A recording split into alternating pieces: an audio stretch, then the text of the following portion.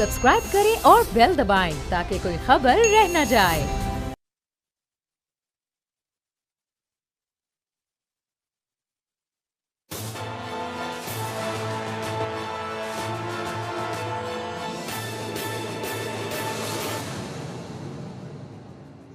अस्सलाम वालेकुम नाज़रीन, मैं हूं आपका मेज़बान समी इब्राहिम और आप देख रहे हैं प्रोग्राम तज्ज़िया। आज का हमारा ये प्रोग्राम एक स्पेशल एपिसोड है जिसका हमने पहले ऐलान भी किया था। आज हम आपको वो मदरसा दिखाएंगे, वो मस्जिद दिखाएंगे जहां अल्लामा खादिम हुसैन रिज़वी मरहूम नमाज भी पढ़ाते थे, जुमा भी पढ़ाते थे, खुतबा भी देते थे और नामूस रिसालत के हवाले से जो उनकी गुफ्तगू थी वहीं से उसका आगाज़ हुआ था। ये और आज मैं अपने इस प्रोग्राम में बहुत सारे सवालात का अहाता करने की कोशिश करूँगा। मैं आपको जो साद रिज़वी हैं, खादिम हुसैन रिज़वी साहब के साहबजादे, जो अब तहरीक लब्बैक के सरबराह हैं और उनकी तहरीक को आगे ले जाने का फ़रीज़ा अब उनके कांधों पर है, उनसे जो हमारी ये गुफ्तगू हुई वो गुफ्तगू भी मैं अगले हिस्से में जाके आपको सुनवाऊँगा। आप ख़ुद उनकी ज़ुबानी सुनेंगे कि खादिम हुसैन रिज़वी साहब कैसी उनकी शख्सियत थी, क्या वो सोचते थे और सबसे बढ़कर के उनका इंतकाल कैसे हुआ, इस पे बहुत स्पेकुलेशन हुई थी। वो भी आप उनकी ज़ुबानी सुनेंगे। फिर उनके मुस्तकबिल के क्या प्रोग्राम्स हैं, किस तरह से वो आगे जाना चाहते हैं, क्या सियासत में हिस्सा लेंगे, क्या किसी सियासी पार्टी की तरह आगे जाएंगे। जो इस वक्त पाकिस्तान में सियासी पार्टीज़ हैं, क्या उनमें से किसी के साथ इत्तेहाद करेंगे, अलायंस करेंगे। बहुत सारे सवालात हैं, ये इनका जवाब हमने लिया। लेकिन सबसे पहले मैं आपको जो एक बहुत बड़ा जो एतराज़ था खादिम हुसैन रिज़वी साहब पर और उसका सुप्रीम कोर्ट के फ़ैसले में भी ज़िक्र आया, ऐसा तासुर दिया गया कि जो फैज़ाबाद धरना है या जो तहरीक लब्बैक है, ये कोई फंडिंग हुई है, कोई एजेंसी इसके पीछे है। तब ये कहा गया कि ये नवाज़ शरीफ साहब की जो नून लीग की हुकूमत है उसको गिराने के लिए बनाई गई है और पता नहीं कहाँ कहाँ से शायद इसको फंडिंग आई होगी। तो मैंने ये फ़ैसला किया, सोचा, अपने साथियों से मशवरा किया कि ख़ुद जाकर देखते हैं वहाँ पर सूरत हाल क्या है। तो ये यतीम खाना चौक में एक छोटा सा मदरसा है बिल्कुल मेन रोड पर और वो जो मस्जिद है उसका नाम है मस्जिद रहमतुल्लिल आलमीन। वहाँ पर हम लोग गए, वहाँ पर हम लोग पहुँचे। बहुत ही एक सादा सा ये सारा मामला था। गेट पर वर्कर खड़े थे क्योंकि ये जुमे वाले दिन हम लोग गए थे वहाँ पर। वो गाड़ियों की पार्किंग करवा रहे थे और वहाँ पर जो इंतहाई एक डिसिप्लिन के साथ सारा काम हो रहा था। जूते अगर आप वहाँ पर जमा करवाएं तो पैसे आपके कोई आपको पैसा देने की ज़रूरत नहीं है। फिर जब हम अंदर गए तो वो जो मस्जिद थी कोई ख़ास उसमें कोई संगे मरमर नहीं लगा हुआ था, कोई ऐसा नज़र नहीं आ रहा था कि यहाँ पर कोई बहुत पैसा लगाया गया है। बस ऐसा ही था कि जैसे आम हमारी मसाजिद हैं उस तरह की वो मस्जिद थी। खादिम हुसैन रिज़वी साहब जिन पर बड़ा इल्ज़ाम था कि बड़ी कोई एजेंसियों की सपोर्ट थी, को बड़ा माल बनाया होगा, पता नहीं क्या किया होगा, वो एक 3 कमरों का फ्लैट और मस्जिद के साथ ही जब आप अंदर दाखिल होते हैं तो सीढ़ियाँ चढ़ती हैं ऊपर और उसके ऊपर 3 कमरों का फ्लैट जिसमें वो अपने अहले खाना के हमरा वो क़याम पज़ीर थे। और मैं क्योंकि ख़वातीन थी वहाँ पर और इसलिए हम लोग फ्लैट्स के अंदर तो नहीं जा सके और वैसे उनका जो अपना जो कमरा है वो अभी तक बंद है, किसी में हिम्मत नहीं है कि उसको वो खोलें। इतना ज़्यादा जज्बाती लगाव है खादिम हुसैन रिज़वी के साथ, उनके फॉलोअर्स का या उनकी फैमिली का। और 3 कमरों का सिर्फ वो फ्लैट है जिसमें वो अपने बच्चों के साथ रहते थे। मुझे नहीं पता फिर वो कौन सी दौलत उन्होंने ली, कौन सा पैसा उन्होंने लिया, किस एजेंसी के लिए वो बात करते थे, किस लिए ये सारा कुछ किया उन्होंने कि दुनिया में भी कुछ उनके पास नहीं था। हाँ, एक अलबत्ता ज़रूर हुआ कि वहाँ पर उनकी जो लाइब्रेरी थी उसको हमारे लिए ख़ास तौर पर जो उनके जो वहाँ पर वर्कर्स थे, साद हुसैन जो रिज़वी साहब, हाफ़िज़ साहब से जब हमारी बात हुई, फैसल साहब से बात हुई, वहाँ पर एजाज़ुल एहसन साहब जो उनके नशर व इशाअत के इंचार्ज हैं उनसे बात हुई, अली वज़ीर साहब से बात हुई। तो उन्होंने उन्होंने कहा पहली दफ़ा बोल्ड टेलीविज़न के लिए हम ये लाइब्रेरी खोल रहे हैं। किसी की हिम्मत ही नहीं हो रही कि वो वहाँ पर आएँ। वहाँ पर कुछ कुतब तो हटा ली गई हैं लेकिन कुछ किताबें वहाँ पर मौजूद और एक बहुत ही सादा सी जगह जहाँ पर वो बैठ के पढ़ते थे। आपको नज़र आता है कि कोई मर्द कलंदर था, कोई इंतहाई आम सी ज़िंदगी गुजार रहे थे और वो जो हिम्मत ताकत थी वो यकीनन हज़रत मोहम्मद मुस्तफ़ा सल्लल्लाहु अलैहि वसल्लम की जो मोहब्बत है उसकी वजह से वो उनके पास ताकत थी। ये लाइब्रेरी जो आप देख रहे हैं, किसी के पास ये मनाजर नहीं है। हम ये हमारे लिए बोल्ड टीवी के लिए ख़ुसूसी तौर पर इसको खोला गया और जब मैं आपको दिखा रहा हूँ। फिर एक और जो बात है कि उनके बिल्कुल जो उनकी जो कब्र है, जहाँ पर वो आराम फरमा रहे हैं, जहाँ पर वो दफन है, वो मस्जिद के साथ ही है बिल्कुल वो जगह। और हर वक्त वहाँ पर लोगों का एक तांता बजा रहता है, दुआ होती है, फूल निछावर किए जाते हैं, एक गरीब फ़कीर आदमी, और हर वक्त वहाँ पर दरूद व सना, अल्लाह की हम्द, नबी सल्लल्लाहु अलैहि वसल्लम के लिए दरूद, कुरानी आयात और फूलों की पत्तियाँ जो हैं वो वहाँ पर निछावर की जाती हैं। और वो ये ऐसे वो मनाज़र हैं जो ये वो इज़्ज़त है जो अल्लाह ताला, बस उसकी ये हिकमत है कि जिसको वो इज़्ज़त दे, जिसको वो ज़िल्लत दे। बड़े बड़े हुक्मरानों की कब्रें कब्रिस्तानों में बेयाब, मतलब अकेली तनहा पड़ी हैं, कोई वहाँ पर जाता नहीं है, लेकिन यहाँ पर हर वक्त अल्लाह ताला के कलाम की तलावत, दरूद व सलाम और बहुत ज़्यादा एक ऐसे मनाज़र। और फिर एक मैं आपको सुनवाता हूँ, वहाँ पर जुमे वाले दिन ज़ाहिर है दरूद व सलाम भी होता है जुमे के बाद। एक शेर आपको मैं उनका जो वहाँ पर दरूद व सलाम में पढ़ा जाता है वो आपकी नज़र करता हूँ, जिससे आपको ये अंदाज़ा होगा कि कितनी मोहब्बत है खादिम हुसैन रिजवी से उनके फॉलोअर्स की, और दरूद व सलाम में किस तरह जिक्र किया जाता है। सुनिए ज़रा।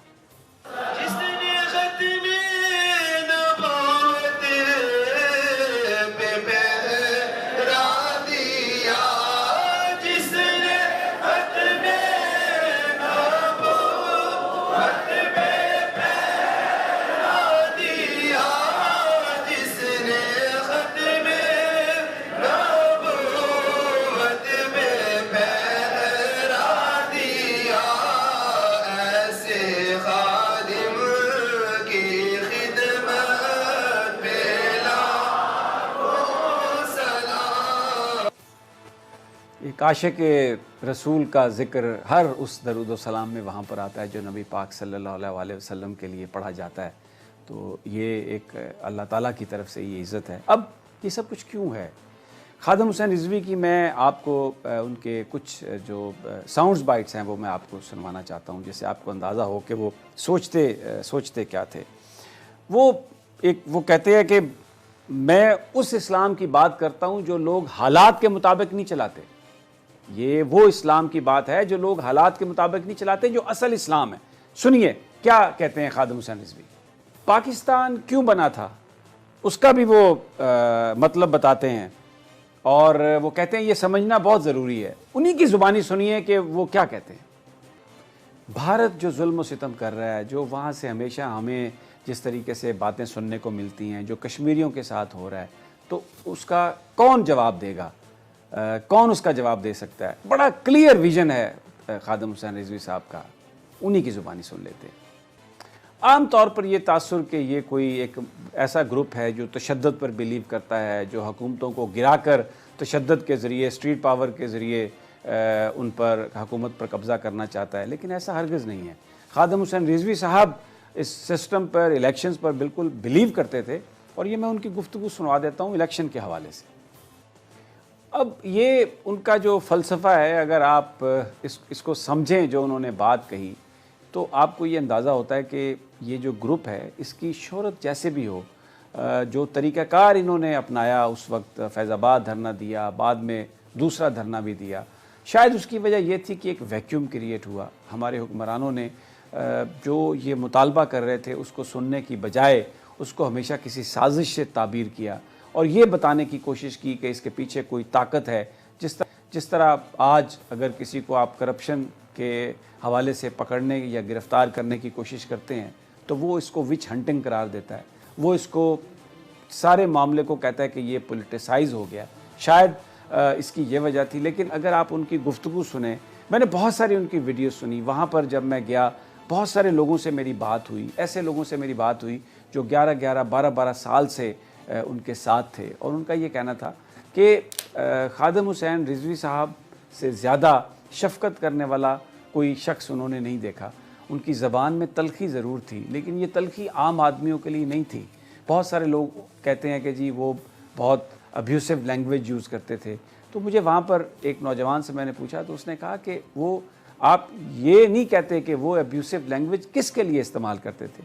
जो लोग हमारे आका की डेलिब्रेटली तौहीन करते हैं, जो लोग यहाँ पर मुसलमानों के हकूक़ को गज़ब करते हैं, जो लोग मुसलमानों को मारते हैं, जिन्होंने इस पाकिस्तान को जो इसलिए हासिल किया गया था कि इस्लाम के मुताबिक ज़िंदगी गुजारें और एक इज़्ज़तमंदाना ज़िंदगी गुजारने का वादा किया गया था पाकिस्तान के आइन और कानून में, उस आइन और कानून का भरकस निकाल दिया, उनको वो अब्यूसिव लैंग्वेज इस्तेमाल करते थे। तो आप बताएं, ये उस नौजवान का सवाल था कि आप बताएं क्या उसके बारे में अब्यूसिव लैंग्वेज इस्तेमाल नहीं की जा सकती, बल्कि अब्यूसिव लैंग्वेज को तो छोड़ें आप, उनके साथ तो बुरा सलूक होना चाहिए। जिन लोगों ने यहाँ पर 22 करोड़ लोगों की ज़िंदगियों को अजीरन बनाया है, कानून होना चाहिए जो उनको सज़ा दे। जिस तरह चाइना में जो करप्शन में मुलव्वस लोग हैं उनको कतारों में खड़ा कर कर गोली मार दी जाती है, तो हमारे यहाँ इन चीज़ों की ज़रूरत है। लेकिन आप जो शख्स करप्शन को हाईलाइट करता है, जो शख्स करप्ट लोगों के हवाले से जो दीन पर कंप्रोमाइज़ करते हैं उनके बारे में बात करता है, जो नामूस रिसालत की बात करता है, उसी को यहाँ पर आप बुरा बनाकर पेश कर रहे हैं। तो ये उन पर जो इल्ज़ाम है वो बहुत ही गलत है। ये वहाँ पर लोगों की राय थी।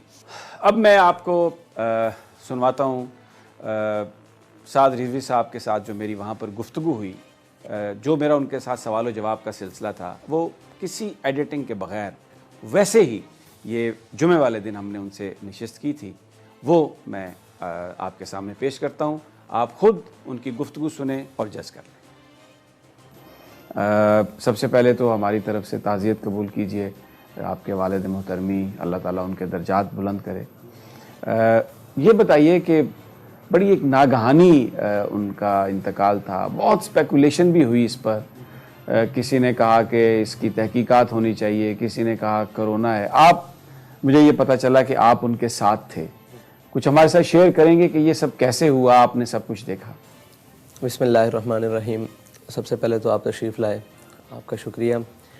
और उनका दुनिया से जाना वो एक ही वजह बना है जो हमने तहकीकात की हैं और जो हम तहकीक समझे हैं, वो था कि जब से फ़्रांस में खाके शाया हुए थे ना सरकारी सतह पर, तो वो एक बात बार बार कहते थे कि यार उन्होंने हमारे आका मौला सल्लल्लाहु अलैहि वसल्लम की जो गुस्ताखी की है ना वो सरकारी सतह पर, ये 57 इस्लामी मुर्दे कहा करते थे, ममालिक नहीं कहते थे हजूर की इज़्ज़त के मुकाबले में इन्होंने मुर्दों वाला किरदार अदा किया। ये 57 इस्लामी मुर्दे कहाँ हैं?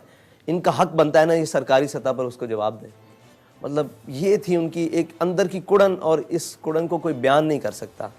और हमारे एक शाह साहब हैं, वो अक्सर खिदमत किया करते थे, वो कहते थे कि जब से ये मामला हुआ था तो उनके कंधे कभी कमज़ोर नहीं पड़े, उसके बाद अंदर से वो जल रहे थे और वो जलन उनकी मौत का सबब, यही उनकी इस दुनिया से रुखसती का। जी बिल्कुल यही समझना। वरना बुखार होता है नॉर्मल, आपकी तबीयत ज़्यादा भी ख़राब रहती थी, इससे भी ज़्यादा ख़राब रही है काफ़ी मरतबा, लेकिन ये अचानक से बिल्कुल लम्हों की बात हुई है। लम्हों की बात।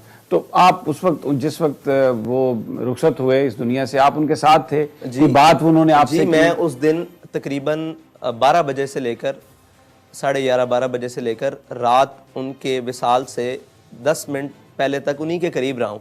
और मेरा ये मामूल होता था कि अगर मैं ज़ोहर से पहले उनके पास बैठा हूँ तो ज़ोहर की नमाज में मैं दाएं बाएं हो जाता था, अगर असर से पहले बैठा हूँ तो असर की नमाज का फुर्सत आती थी। और उनकी ज़िंदगी की एक सबसे बड़ी खासियत यह है कि हमने उनको बाएहतमाम नमाज पढ़ते देखा है, इतनी बीमारी की हालत के बावजूद। उनके पास कोई भी बैठा है, कैसे भी बैठा है, जब अजान हो गई है तो वो बेगाना हो गए, उन्होंने कहा नमाज़ पढ़ो नमाज़ पढ़ो। मैं उस दिन करीब बैठा था कि मुझे वज़ू कराओ, नमाज़ पढ़ के आओ, बस इतना वक्फा होता था। और उस दिन मतलब उन्हीं का एक तसर्रुफ था कि मैं हर नमाज के बाद वापस आके उनके पास बैठ जाता था, फिर नए सिरे से बात शुरू हो जाती, फिर नए सिरे। और ये जितनी जहतें मुलाकात, जितनी नमाज़ों का वक्त, तकरीबन 4 नमाजें उसमें आयशा समेत, इन सब नमाज़ों के वक्फे के दौरान एक अलग-अलग ज़िंदगी के पहलुओं पर और अलग-अलग मामलात के ऊपर गुफ्तगू हुई, जो इंशाअल्लाह बड़ी ज़्यादा फोकस किस पे था उनका?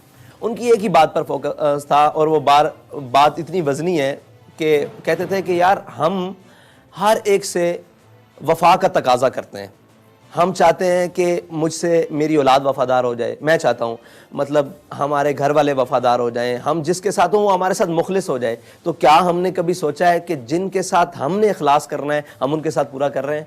अगर हम उनके साथ वफ़ा के तकाज़े और इखलास के तकाज़े पूरे कर दें, ये कायनात सारी आपके साथ वफ़ादार हो जाएगी। और फिर लोहो कलम भी क्या चीज़ें हैं, सारे आपके साथ वफ़ादार हो जाए। है उनकी। उनके बारे में बहुत ज़्यादा प्रोपेगेंडा भी किया गया, कहा गया कि जनाब किसी ने कहा कि ये जो फैज़ाबाद धरना था एजेंसी के कहने पे दिया, कोई कहते थे कि जी बड़ा माल आया। मैं यहाँ पर आया हूँ अभी, ये मैंने देखा है आपकी ये जो मस्जिद है, फिर जो घर है 3 कमरों का फ्लैट, तो ये बयान फरमाइए कि वो खुद इस बात पर अफसोस का इजहार करते होंगे, आपसे कभी उन्होंने इस पर बात की कि ये जो लोग बातें करते हैं क्यों करते हैं, इनकी क्या वजह है? ऐसी बात है कि उनके सामने भी आकर एक शख्स ने कह दिया कि जनाब हमें ना लोग ताने देते हैं कि आपने पैसे लिए हैं धरने के। तो कहते थे यार एक मेरी बात सुनो, हमने जैसा धरना दिया है ऐसा किसी ने धरना दिया है? हम बेसरो सामानी के आलम में जाके फैज़ाबाद बैठ गए, ठीक है जी, शापर के साथ बारिश रोकते रहे, बल्कि बगैर शापर के भी बारिश बर्दाश्त करते रहे, शेल भी बर्दाश्त किए। वहाँ कह रहे थे वो बात अगली करते थे, वो डिफेंसिव कभी भी नहीं खेलते थे, वो अटैकिंग पोजीशन में हमेशा रहे। उन्होंने इतनी खूबसूरत बात की कि वो भी राजी हो गया, कहने लगे धरना भी हमने दिया, पैसे भी हमने लिए, इस्तीफा भी हमने ले लिया, तो हमसे बड़ा कौन हो सकता है कि हम पैसे भी ले आए और साथ इस्तीफा भी ले आए और सारों को शिकस्त भी दे दी, और इस बात पर भी पैरा बिठा दिया कि अगर इस तरफ आइंदा कोई गया तो हम उसके घरों में भी घुसेंगे और हम उसके नज़रियात को भी तोड़ देंगे और हम उसके बुत बने हुए बुत को भी तोड़ देंगे, उसकी सियासत को भी खैराबाद रुखसत होने के लिए मजबूर कर देंगे इस रियासत से, तो हमसे बड़ा कौन है। हाँ, वो मतलब ये तो बातें सारी सरसरी हैं, वो इन चीज़ों से बेगाना थे। अच्छा, उनकी जो गुफ्तगू है, भले वो ज़बान पंजाबी इस्तेमाल करते थे, हालांकि एक लैंग्वेज है, लेकिन अनफॉर्चुनेटली पंजाबी वाहिद कौम है जो पंजाबी को ओन नहीं करती, बाकी तमाम कौमें अपनी ज़बान को ओन करती हैं। लेकिन वो गुफ्तगू में इकबाल के शेर पढ़ते थे, शिराजी के, हाफिज़ के शेर पढ़ते थे, बहुत ही एक ऐसी गुफ्तगू थी, अगर आप उसको गौर करें तो एक इन डेप्थ जो मैसेज था वो दहला देता था। तो अक्सर मुतालिया करते होंगे, आपके साथ भी, आपकी तरबियत में भी वो चीज़ें उन्होंने शामिल की, इनकॉर्पोरेट की? बिल्कुल ऐसे ही है, मैंने तो सारा जो कुछ भी सीखा, और मुझे उन्होंने एक सबक दिया, आपके मतलब एक्सीडेंट के बाद एक और साथी हैं उनको भी यही सबक दिया कि किताबें तो 2 हर्फ सिखाती हैं, आदमी आदमी बनाते हैं। तो हम हमारे अंदर जो भी आदमियत है, जो भी हमारे अंदर कोई वस्फ है किसी भी चीज़ का, वो उन्हीं का दिया हुआ है, उन्हीं का सिखलाया हुआ है। और उनके अंदर एक खासियत थी कि वो अपनी हर चीज़ को जो उनके साथ मुंसलिक थी बमांगे दोहल ऑन करते थे। लोगों ने बड़ा कहा कि हज़रत आप उर्दू का इस्तेमाल करें, इससे बहुत फ़ायदा होगा था। कहते थे जल्ले जो तक मैं पंजाबी गल ना कर लवां मेरा अंदर ही पूरा नहीं होता, मैनू गल समझाने का मज़ा ही नहीं आता। मतलब वो पंजाबी में कहते हैं मुझे बात समझाने का मज़ा ही पूरा नहीं आता।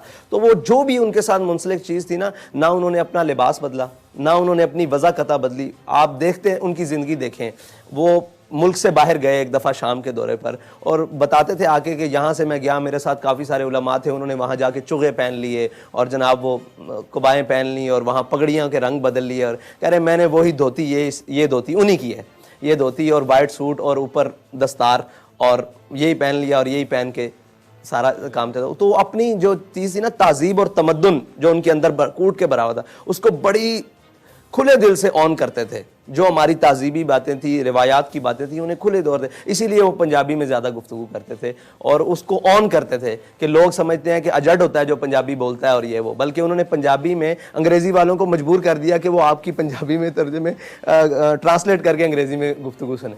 अच्छा, ये बताइए कि उन्हें अंदाज़ा था जब वो इतने बीमार रहे कि शायद अब वक्त रुखसत आ पहुंचा, गुफ्तगू से कुछ आपको अंदाज़ा हुआ? जी, मैं उनके करीब था, ये उनका रूहानी तसर्रुफ कह लें कि उन्होंने मेरे साथ सारी वही बातें की हैं जो आज रोनुमा हो रही हैं या आइंदा आने वाले वक्त में रोनुमा होंगी। लेकिन मेरा एक मरतबा भी ख्याल नहीं किया कि आप दुनिया से जाने के लिए ये सारी बातें मेरे साथ कर रहे हैं और मुझे समझा रहे हैं कि रिश्तेदारी का क्या ताल्लुक है, वज़ादारी कैसे रखनी है, किसके साथ कैसे ताल्लुकात हैं मेरे, उनके साथ कैसा उठना बैठना रखना है, तुम्हारे पर ये जिम्मेदारी हैं, ये जिम्मेदारी हैं, ये जिम्मेदारी हैं। इस मतलब तारीख के हवाले से सारी गुफ्तगू उन्होंने मेरे साथ की, लेकिन मेरा एक वक्त के लिए भी ख्याल, एक लम्हे के लिए भी नहीं गया कि ये मेरे साथ ऐसी बातें क्यों कर रहे हैं। हालांकि वो सारी बातें वही इसी मकसद के लिए थी। इकबाल इससे आगे की चीज़ है, कहते थे अगर ये हम मिंबर पे बयान करें तो लोग हमें मारेंगे। इकबाल से बड़ा मौलवी कौन है? आपने हमारे मुआहदे के हवाले से अमली इक़दामात क्या किए? आपने एक कौम से मुआहदा किया, हमारे वालिद साहब की सुन्नत हमारे सामने, हम उसी ट्रैक पर चलेंगे।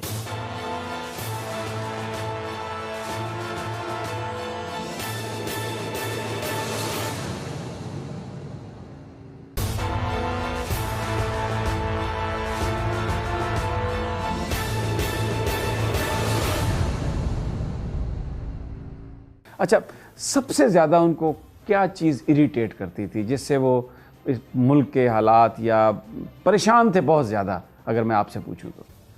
सबसे ज़्यादा जो इन्हें इरिटेट करती थी कि वो उम्मत मुस्लिमा का अपने आका व मौला से इजहार वफा सीना खोल के ना करना।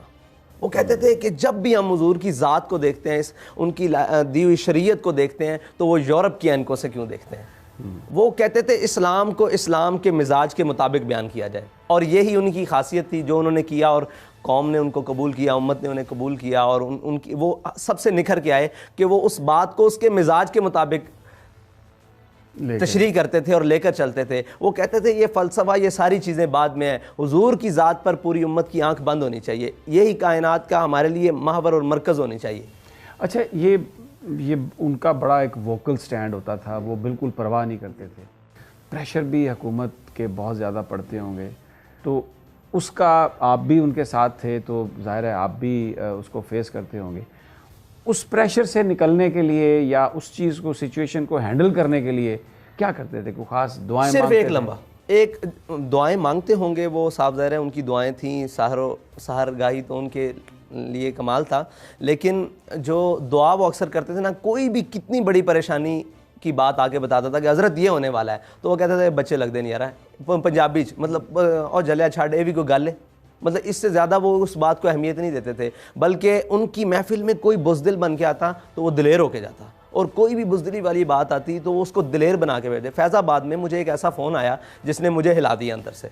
मुझे कहा कि जनाब आपको यूँ कर देंगे, आपको वो कर देंगे। मैं भागता भागता ना उनके खैमे में गया, कोनियाँ धो रहे थे, उस टाइम वज़ू कर रहे थे, कोनियों में पानी डाल रहे थे, तो मुझे देखा और मेरी शक्ल देखी ना, तो पहचान जाते हैं साहब ज़ाहिर आखिर। तो मुझे देखा तो कहने लगे क्या हुआ? मैंने कहा जी ऐसे थे। कहते हैं जलिया ये भी कोई गल है, जदों असीं कहते हैं हुजूर दे नां ते मरण आए बैठे, तो कदों मरना, आज मौका मिल जावे तो उस तो बाद बात। तो मैं बाहर निकला, मुझे ऐसे लगता था मैं दो आलम से टकरा जाऊँगा। मुझे यकीन जाने, सिर्फ उनकी इतनी सी बात के बाद मुझे ये हौसला मिल गया, ऐसे लगता था दो आलम से टकरा। और कोई भी बात उनकी महफिल में छोटी करता, गिरी हुई करता या बुज़दिली वाली बात करता, उसको दिलेरी की बातें सुनाते, उसको दिलेरी की बातें सुनाते। और वो जो दिलेरी आपने उनकी गुफ्तगू से सुनी है वही दिलेरी है, और जो उनके आपने अमाल से देखा है और उनके काम से देखा है वो दिलेरी। आपकी उन्होंने परवरिश की, पूरा आपको सब कुछ सिखाया, आपने उन्हीं से सारा इल्म सीखा। शेर वो बड़े पढ़ते थे, आपके साथ भी कभी इस तरह की कोई उन्होंने होता था मुकाबला? जी, मेरे साथ एक मैंने अल्लामा इकबाल का शेर पढ़ा, उसके अंदर मैंने इजाफत गलत कर दी। मैंने जानबूझ के गलत कर दी? नहीं, मैं वैसे बोल जी, मेरे इल्म में नहीं थी ये बात। मैंने तो अपने तौर पर मैंने कहा जी मैंने ये शेर याद किया है, तो ये शेर मैंने इजाफत गलत की। रकाबत इल्म इरफान है तो मैंने रकाबत इल्म इरफान कह दिया। तो कहने लगे तिफ़ल तब से शौक़ हम आगोशी है हमें, जब कि तुझे रखता था गहवारा किनार में। कि हमें तब से ये काम आया कि जब तू इतना छोटा सा था ना, ये तो पहले बैठो सीखो। फिर हमने हज़रत से सबकन इकबाल पढ़ा, और इकबाल कि वो इतने बड़े शदाई थे। और इकबाल, वो कहते थे लोगों ने इकबाल को यही पढ़ा है, चीन और अरब हमारा है, हिंदुस्तान है हमारा। इकबाल इससे आगे की चीज़ है, और वो हुजूर की बात बड़ी सीना खोल के करता है। और आके जो पढ़े लिखे लोग थे उन्हें मजलिस में खोल के कहते थे ये ज़रा देखना इकबाल ने क्या लिखा है। कहते थे अगर ये हम मिंबर पे बयान करें तो लोग हमें मारेंगे। लोग कहते हैं मौलवी सख्ता, इकबाल से बड़ा मौलवी कौन है। इकबाल से फरमाया हुजूर के दीन की जिसको समझ आ जाए ना, वो सारी कायनात में आगे निकल जाता है। इस बात को समझने की ज़रूरत है। और वो इस फोकस पे, इस मतलब बात पे फोकस देते थे कि हुजूर के दीन और हुजूर के फरामीन में उम्मत मुस्लिमा की कामयाबी है, ना कि ये दाएं बाएं हमारा दौड़ना। अच्छा, आपकी गुफ्तगू से मुझे अभी ये अंदाज़ा हो रहा है कि क्योंकि अगरचे वो बीमार भी थे, आपसे बातें भी करते रहे, लेकिन आपको कुछ अंदाज़ा नहीं था कि ये इस तरह से वो रुखसत होने वाले हैं। फिर ये इतनी बड़ी जमात है, उसकी अब आपके पास उसको आप लीड कर रहे हैं, तो इस चैलेंज के लिए आप तैयार तो नहीं थे। तो फिर हिम्मत और सारा जज्बा कैसे आपने अपने आप को एडजस्ट किया अब इस काम के लिए? मैं 2015 तक, बल्कि 16 तक अपने वालिद साहब को अपने बिल्कुल साथ रहा हूँ। मैंने उनकी ड्राइविंग भी की है, सफ़र हज़र भी की है। लेकिन 2016 के बाद उन्होंने मुझे मैदान अमल में पीछे रह के हर काम करने के लिए कहा।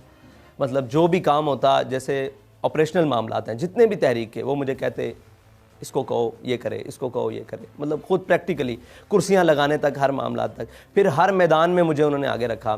फैज़ाबाद जिस दिन ऑपरेशन हो रहा था, सबको कहते उसको बुला के लाओ, मुझसे पूछते हैं क्या सूरत हाल है। मैंने कहा जी शेलिंग हो रही है, ये है। मुझे कहते चलो भाग के आगे जाके सबसे आगे खड़े होना है, लोगों को ये ना लगे कि तुम पीछे भागे। मैं फिर सबसे आगे जाता, फिर बाद वापस आता, फिर आगे जाता, फिर वापस आता। तो उन्होंने हमें मैदान अमल में रख के ना खौफ भी दिखाया। खौफ की जो सूरत हाल सही होती है ना, जिसमें अल्लाह ताला ने कहा वला नबलुवन्नकुम बिशैइन मिनल खौफि वल जूइ व नक्सिम मिनल, तो हमने भूख भी देखी उनके साथ रहते हुए, खौफ भी देखा और नुकसान देखा, जानों का ज़िया भी देखा, सारा कुछ देखा। उन्होंने हमें प्रैक्टिकल लाइफ से गुजारा कि हमें उनकी जो जुदाई है ना, वो तो हमारे लिए एक ऐसा लम्हा है और ऐसी एक दागे मतलब गम है कि जो कभी मिट नहीं सकता। लेकिन उन्हें हमें प्रैक्टिकल लाइफ से ऐसे गुजारा है कि इंशाल्लाह ये छोटे मोटे जो मामलात हैं, ये सारे मतलब प्रेशर और आप कह सकते हैं डराना धमकाना, इन चीज़ों से हमें उन्होंने गुजारा है, प्रैक्टिकल गुजारा है। ये चीज़ें हमें इंशाल्लाह हमारे मंजिल की जानिब बढ़ने से नहीं रोक सकें। अच्छा, अब क्योंकि हर नज़र आपकी तरफ है और जिस एहतजाज की वजह से यानी वो बीमार थे और उस एहतजाज में उन्होंने शिरकत की, फिर वो इस दुनिया से भी चले गए, एक मुआहदा हुआ था गवर्नमेंट के और तहरीक लब्बैक के बीच में। पूरी जो इस वक्त नौजवान पाकिस्तान के हैं वो उसी की तरफ देख रहे हैं, सोशल मीडिया पर भी है, 16 या 15 शायद उसकी तारीख है अगले माह की। तो कोई हुकूमत से कोई बातचीत हो रही है इस हवाले से? हाँ जी, हमारे नुमाइंदगान की उनसे काफ़ी सारी बैठक हुई है, तो वो हमसे पूछते हैं कि आपका इरादा क्या है। हमारा सवाल उनसे सिर्फ इतना है कि आपने हमारे मुआहदे के हवाले से अमली इक़दाम क्या किए हैं। अगर आप मुतमईन कर लें, हमें दिखाएं कि हमने ये अमली इक़दाम नामूस रिसालत के लिए जो हमने आपसे वादा किया वहाँ तक किए, तो हम अभी भी ख्वाहिश करते हैं कि वो हमारी बात पहले सुने। अभी उनके पास वक्त है, 1 माह का वक्त है, उसके ऊपर अमली इक़दाम ना करें। अगर नहीं करेंगे तो फिर हमारे वालिद साहब की सुन्नत हमारे सामने बिल्कुल वाज़े तौर पर मौजूद है, हम उसी ट्रैक पर चलेंगे। उसके लिए हमें जो भी मतलब कीमत उठानी पड़े वो बिल्कुल है, कि मुसलमान के लिए सबसे बड़ी बात यह है कि वो अपने आका और मौला सल्लल्लाहु अलैहि वसल्लम के नामे गिरामी पर अपनी जान दे दे, इससे बड़ी कोई नहीं। आप देखें कि एक आलिम हो, एक मजहबी आदमी हो, उसका स्टांस भी नामूस रिसालत पर वही होता है, और एक जिसने कभी मस्जिद की तरफ मुंह भी ना किया हो उसका स्टांस भी एक होता है। क्योंकि अल्लामा इकबाल कह गया कि वो फाका कश जो मौत से डरता नहीं ज़रा, रूह मोहम्मद इसके बदले, ये रूह मोहम्मद है, हुजूर की ज़ात जो है ना, ये रूह मोहम्मद है। इनकी नामूस और ख़त्म नबूवत के ऊपर जो भी कोई मामला होगा ना, ये उम्मत खड़ी होगी, और उम्मत का इकट्ठा होने का सबब भी यही है। वरना अल्लामा खादिम हुसैन रिज़वी ने ना पैसे बांटे हैं, ना कोई और मामलात किए हैं, ना जायदादें उनके पास थी, ना कोई ऐसी चीज़ें थी। उन्होंने हुजूर की बात की, और वो रूह जो है ना, रूह मोहम्मद, वो उम्मत के दिलों में दिमागों में दोबारा फूंकी है, तो उम्मत दोबारा इकट्ठी होगी। और इस स्टांस के लिए इंशाल्लाह हम आखिरी हद तक जाने के लिए तैयार हैं। हम हुकूमत हमारे साथ मुआहदा करे जो उसने बात की, अगर नहीं करेगी तो फिर हमारे पास दूसरा रास्ता है, जो हमारा कानूनी आईनी सारे हक हैं। ठीक है। बहुत बड़ा जनाजा है। उन्होंने हमारी नज़र में अफराद की किल्लत या कसरत हेच रखी है, मैं उन्हें इससे आगे का आदमी समझता हूँ। नजरिया पाकिस्तान किस वजह से बना?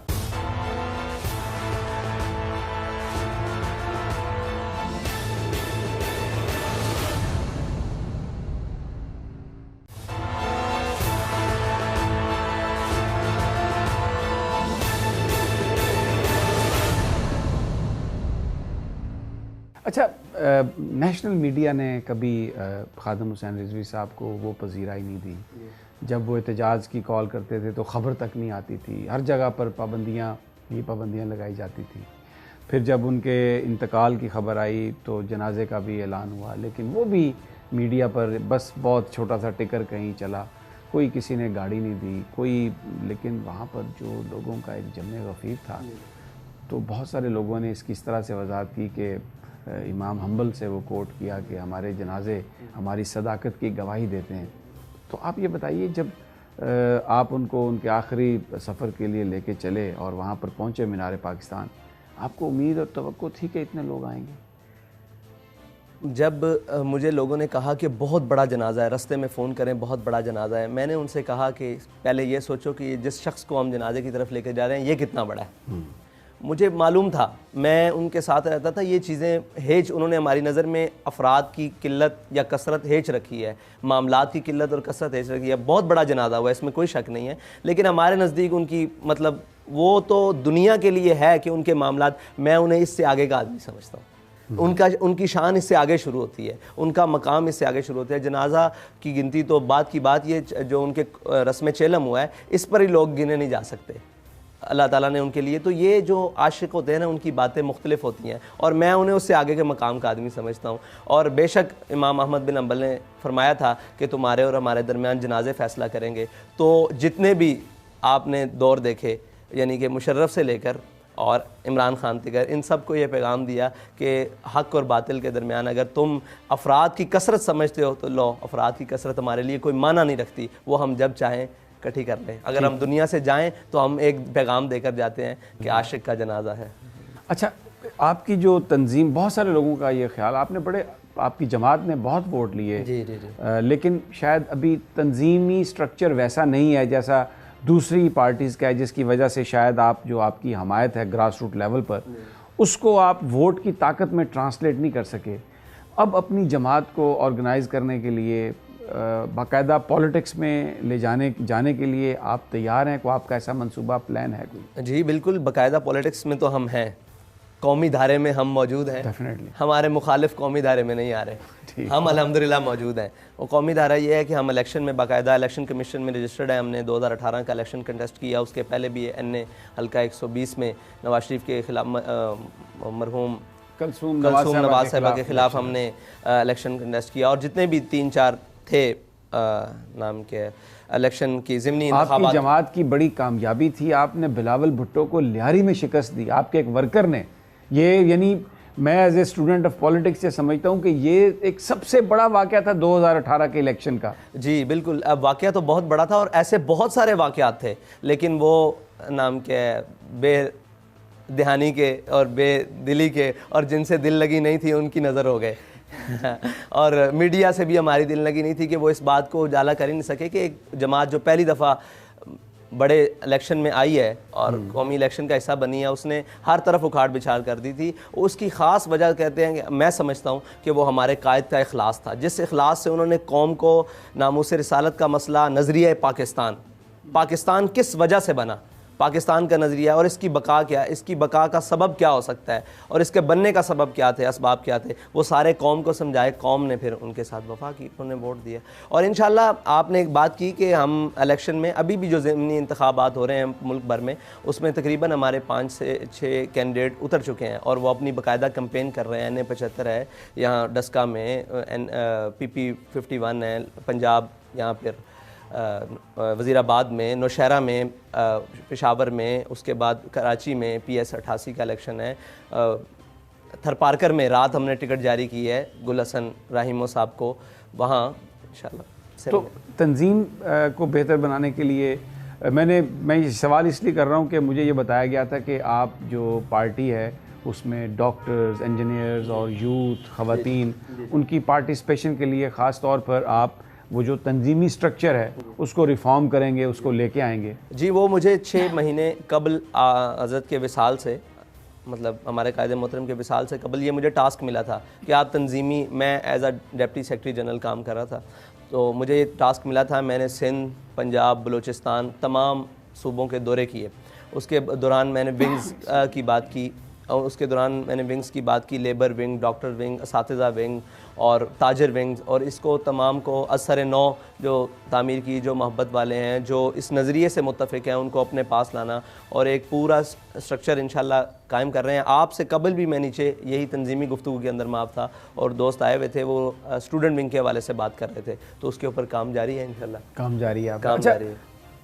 आप क्या मैसेज क्या देंगे तहरीक लब्बैक के लोगों को जो देख रहे हैं आपकी तरफ? ज़ाहिर है जो रीच खादिम हुसैन रिजवी साहब की थी उस तक जाते जाते तो आपको बड़ा टाइम लगेगा, क्या मैसेज आप उन्हें देंगे?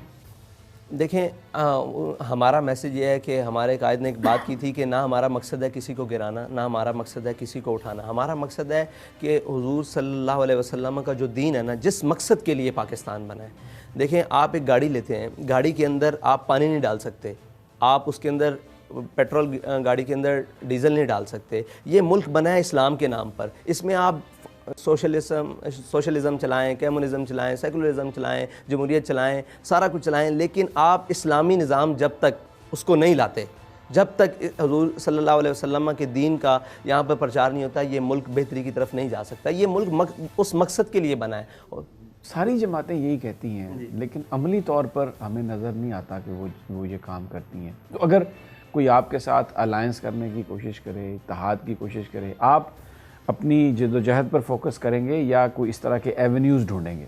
देखें, हमारे साथ हर शख्स वो आ सकता है जो हमारे नज़रिए पर मुत्तफ़िक है, वो कोई भी हो, वो इस नज़रिए पर आ जाए, हम उसके साथ अलायंस करने के लिए तैयार हैं, लेकिन हम अपनी जद्दोजहद करेंगे। हाँ, हमारे साथ कोई मिले आकर इस नज़रिए पर पहले खड़ा हो, फिर बाकी बातें सारी बाद में।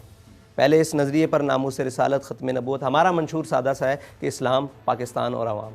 इस्लाम का नज़रिया जो कुछ इस्लाम ने कहा है उसके मुताबिक हो, और फिर पाकिस्तान जो इसकी बेहतरी के लिए काम, और फिर आवाम की बेहतरी के लिए काम। अगर कोई सोचे कि पहले मेरे महल बचें, मेरे स्विस बैंक के अकाउंट्स बच जाएं, और मेरे जनाब सराय महल बच जाएं, और सारा कुछ बच जाएं, और बाद में इन मामलात की तरफ चलें, तो कभी तसव्वुर में भी नहीं ये बात आ सकती कि हम उनके पास जाएं। हाँ, हमारे नज़रिए पर कोई आकर खड़ा हो जाए, हम उसके साथ चलने के लिए तैयार हैं, बल्कि उसके जो जूते हैं वो अपने कंधों पर रखने के लिए तैयार हैं, इसलिए कि ये मिशन बड़ा पाकीज़ा है। ये मिशन वो मिशन है जिसके लिए कायद आज़म मोहम्मद अली जिन्ना ने इतनी जद्दोजहद की है, जिसका तसव्वुर अल्लामा इकबाल ने दिया है। तो अच्छा, आखिर में मैं आपसे एक फिर बिल्कुल क्लैरिटी के साथ आप क्या कहेंगे जो लोग आपको देख रहे हैं कि 16 फरवरी वो जो डेट है, अगर उस माहदे पर अमल दरामद नहीं हुआ तो क्या करेंगे आप, क्या कहेंगे आप अपने दोस्तों साथियों को? हम पहले तो गवर्नमेंट से कहेंगे जो हमारे मुआहदा है ना, मैंने अर्ज़ की थी कि हम उससे पहले कोई कदम नहीं उठाएंगे। हम 16 तक आपका तसल्ली से इंतज़ार करेंगे, 16 की रात तक आपका इंतज़ार करेंगे, 17 की सुबह से हम लाएअमल बनाएंगे, और हमारी एक बाकायदा मजलिस शुरा है, उसके अंदर मुशावरत होगी, और वो जो भी मशवरा दें उसके ऊपर हम इंशाअल्लाह अमल दरामद होकर करेंगे। और कुरान पाक में अल्लाह ताला फरमाता है कि वाऊफू बिल-अहद इन्नल्लाह काना मसूला। जिन लोगों ने हमसे मुआहदा किया है ना, उनको भी इस बात के ऊपर फोकस करना चाहिए कि अपने मुआहदे को पूरा करें। अब मुआहदा कर मुकरना, और ना उसको पार्लियामेंट में लेकर जाना, और ना कहीं भी उस बात को करना, बल्कि ये कहना कि इस काम को दबाया जाए और टास्क देना, तो ये काम दबने वाला नहीं है। हमारे कायद बहुत सारी चिंगारी और शोले लगा कर गए हैं सीनों में। इंशाअल्लाह नामूस रिसालत की किसी भी बात पर मुदानत नहीं होगी। साद साहब, बहुत बहुत शुक्रिया, आपने हमें टाइम दिया, और we wish you best of luck, और इंशाल्लाह जल्द फिर आपसे मुलाकात होगी। नाज़रीन, आपने साद रिजवी साहब की गुफ्तगू सुनी, और इंशाल्लाह इनसे हमारी गुफ्तगू का सिलसिला आने वाले दिनों में भी जारी रहेगा। इजाज़त दीजिए, अल्लाह निगहबान।